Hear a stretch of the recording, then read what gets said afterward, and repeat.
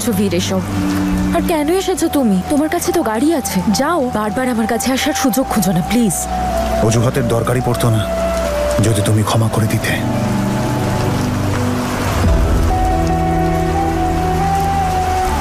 কখনো না।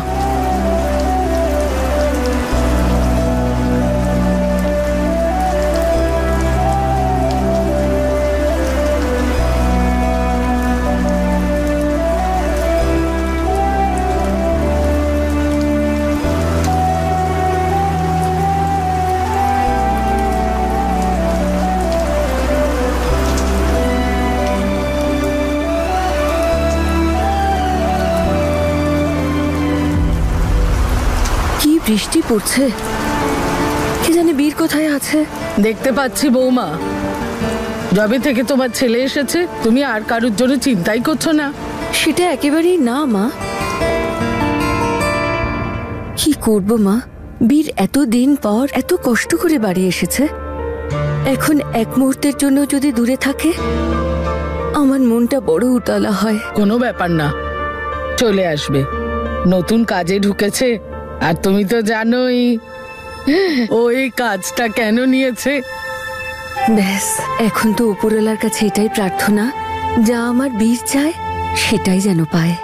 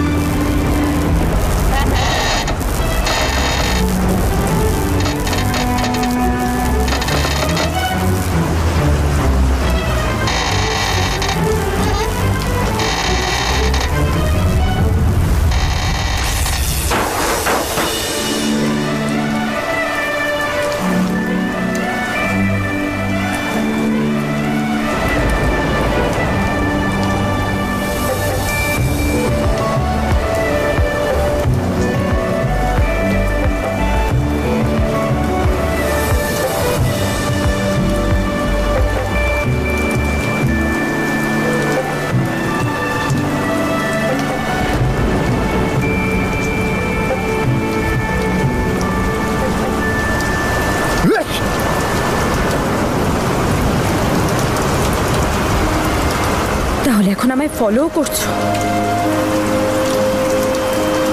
তনু, আমি তো শুধু ব্যাস। কি হয়েছে তোমার?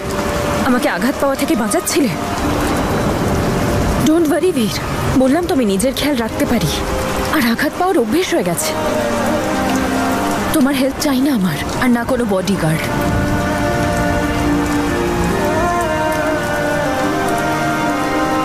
কাউকে শরীরে আঘাত লাগা থেকে তো বাঁচাতে পারো, কিন্তু চেষ্টা করো যাতে কারোর মনে না আঘাত লাগে।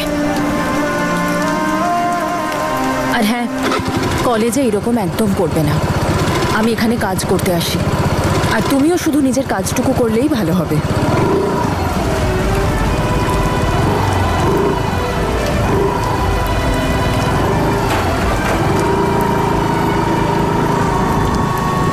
তনু, এখন এটাই আমার জীবন, আর এটাই আমার চেষ্টা, যাতে তোমার কোনো চোট না লাগে, না তো শরীরে আর না মনে।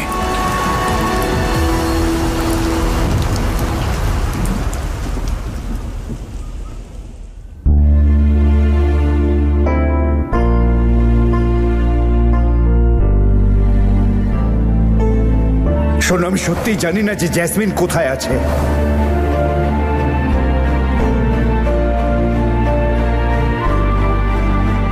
দেখ, পুরো ভিজে গেছিস, বৃষ্টিতে কোথাও দাঁড়াতে পারতিস। গরম চা খা, আমি টাওয়েল আনছি তোর চুল শুকোনোর জন্য। ঠান্ডা লাগলো তো? তুই তো গাড়িতে গেছিলি, বৃষ্টিতে ভিজলি কি করে?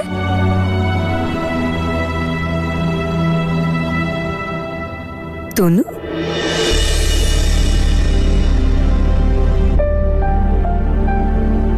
এখানে বসো। আমি যেই ক্ষত ওকে দিয়েছি সেগুলো মেটাতে পারবো তো?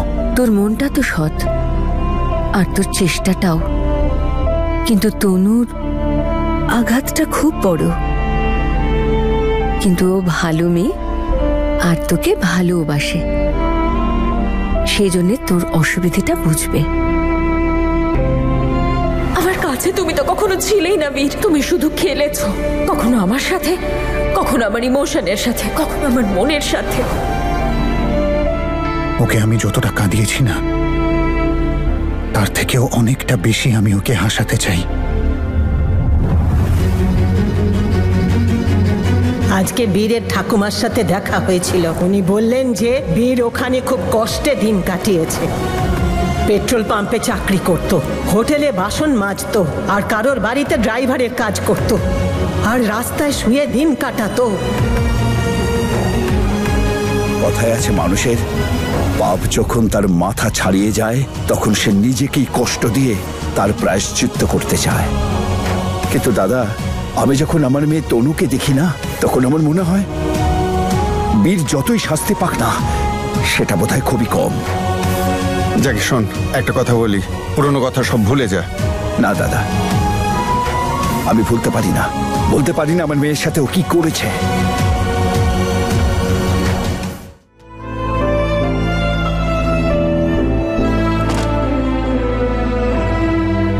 আমি তোমার থেকে যত দূরে যাওয়ার চেষ্টা করেছিলাম তনু, তুমি আমার তত আশেপাশে থাকতে, কখনো মার্কেটে, কখনো পেট্রোল পাম্পে, কখনো গাড়িতে, কিন্তু তোমার সামনে আসার সাহসটাই হয়নি। কি ভেবেই বা আসতাম, কি বলতাম?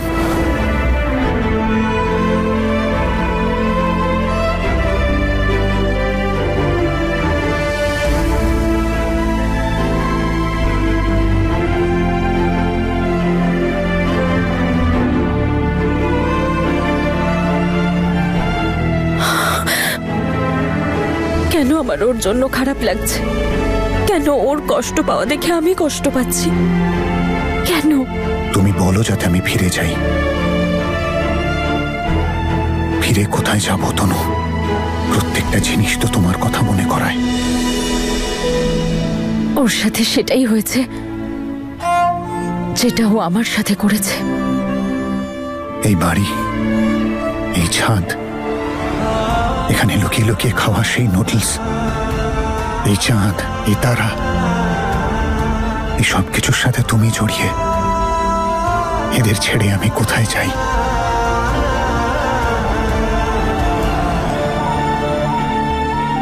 এই চাঁদটাও যেন বীর হয়ে আমার কাছে এসে ধরা দিচ্ছে।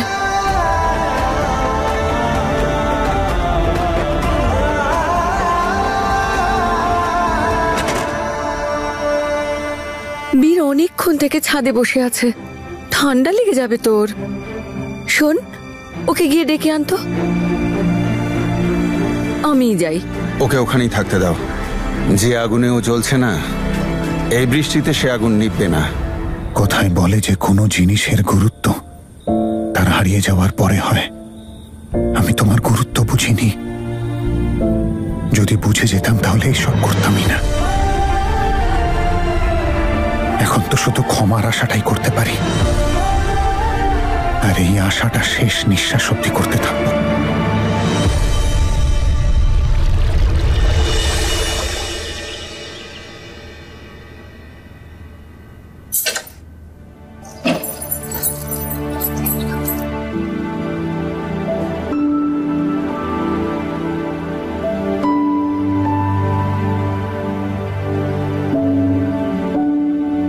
তনু বৌদি আর আমাদের দাদাকে এক করার জন্য একটা প্ল্যান বানাতে হবে। তা প্ল্যানটা কি বল? আরে সেটা তো ভাবতে হবে। ভাব।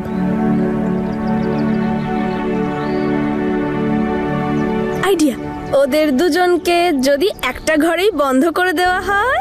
আরে চাবি হারিয়ে যায়, এটা তো দারুণ আইডিয়া। এরকমটা ভাবিস না, কি বাজে একটা আইডিয়া।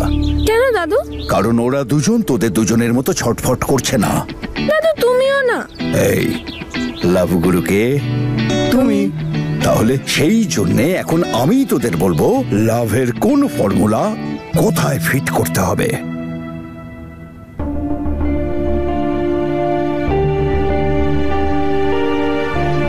এই ফুলটা আমার রুমের বাইরে কে রেখেছে? গোলাপ ফুল আমরা কেন রাখতে যাব?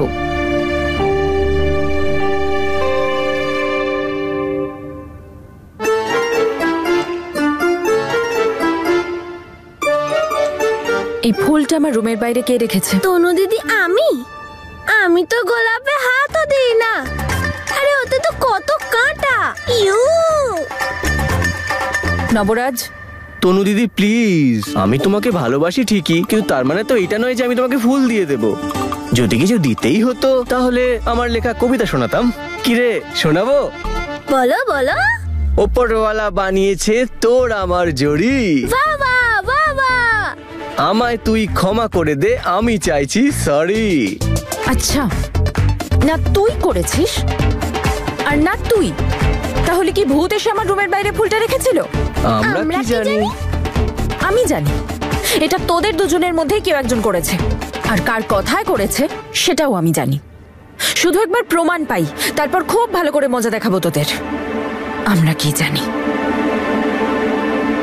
তনু আর বীর দুজনেই খুব বুদ্ধিমান, আর দুজন বুদ্ধিমান লোকের কি প্রয়োজন?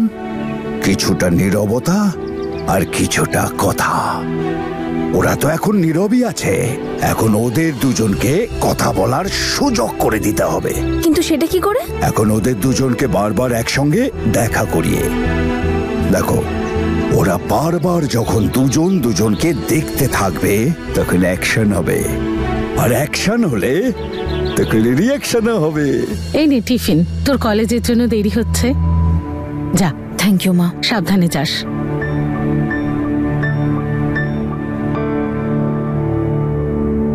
এই ছেলে, এই কাজ করার জন্য তোকে বীর বলেছে? ঠাকুমা, বীর তনু দিদিকে ভালোবাসে আর ক্ষমা চাইছে।